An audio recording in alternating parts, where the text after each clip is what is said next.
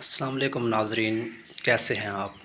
اللہ پاک کے فضل و کرم سے آپ ٹھیک ہوں گے۔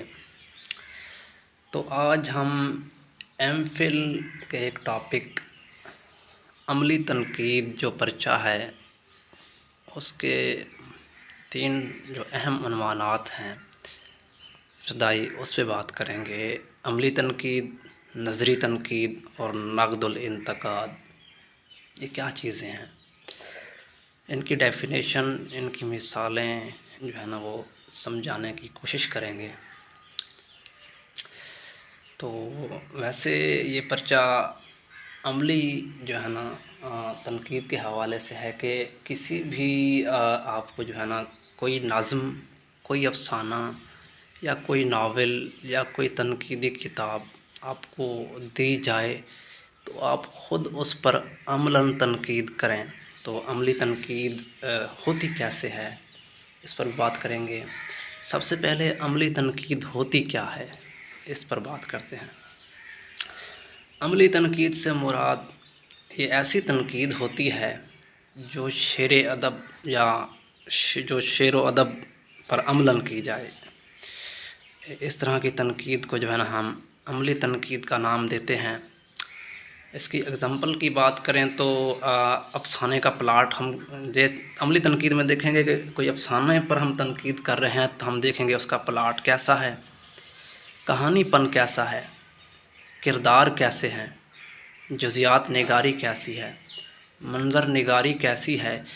ان تمام تر عناصر کا مطالعہ ہم عملی تنقید میں کرتے ہیں۔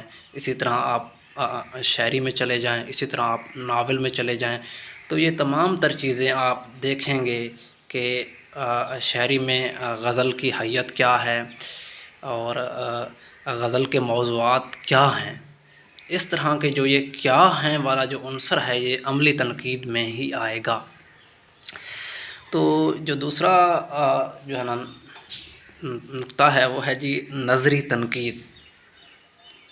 عنوان: نظری تنقید سے مراد ایسی تنقید ہے جو شعر و ادب پر مختلف نظریات کے تحت کی جاتی ہے، مختلف نظریات قائم کیے جاتے ہیں۔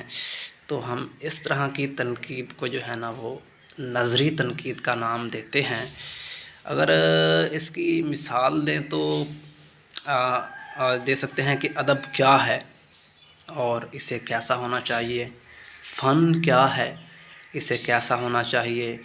اگر کسی افسانے پر کر رہے ہیں تو افسانے کا پلاٹ کیا ہے، کیسا ہونا چاہیے، کہانی کیا ہے، کیسی ہونی چاہیے، کردار کیا ہیں، کیسے ہونے چاہیے، جزیات نگاری کیا ہے اس افسانے میں، کیسی ہونی چاہیے، اور منظر نگاری کیا ہے، کس طرح کی ہونی چاہیے۔ یہ جو کیسی ہونی چاہیے یہ جو عمل ہے یہ نظری تنقید میں ہی آئے گا۔ اور جو تیسرا نقطہ ہے وہ دراصل ہے نقد الانتقاد۔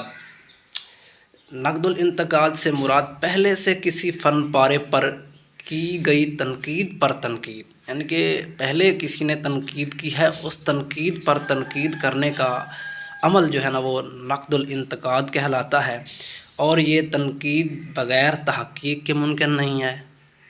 اس طرز کی تنقید کے لیے استاد کا استاد ہونا پڑتا ہے، کیونکہ اب کسی تنقید پر ہی تنقید کر رہے ہیں، کسی تنقید نگار کی لکھی گئی کتاب پر ہی تنقید کر رہے ہیں، تو اس لیے آپ کو استاد کا استاد یعنی اونچے لیول کا آپ کو اس سے بھی ہونا پڑے گا۔ یعنی اب ایک نقاد شمس الرحمن فاروقی کو ہی لے لیں، اس کی کتاب شعر و شور انگیز کو اب تنقید اس پہ کرنے جا رہے ہیں تو آپ کا علم شمس الرحمن فاروقی کے لیول کا ہو یا اس سے بڑھ کر کا ہو، تب جو ہے نا آپ اس پر جو ہے نا نقد الانتقاد، تنقید پر تنقید کرنے کے جو ہے نا وہ اچھے جو ہے نا قابل ہو سکتے ہیں۔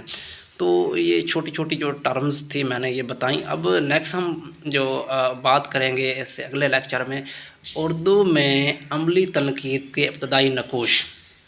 اردو میں عملی تنقید کے ابتدائی نقوش کیا ہیں، وہ تذکرے ہیں، شرح ہیں یا تنقیدی کتب ہیں۔ اس تناظر میں ہم انہیں ڈسکس کریں گے۔ امید ہے کہ آپ کو یہ لیکچر سمجھ آیا ہوگا۔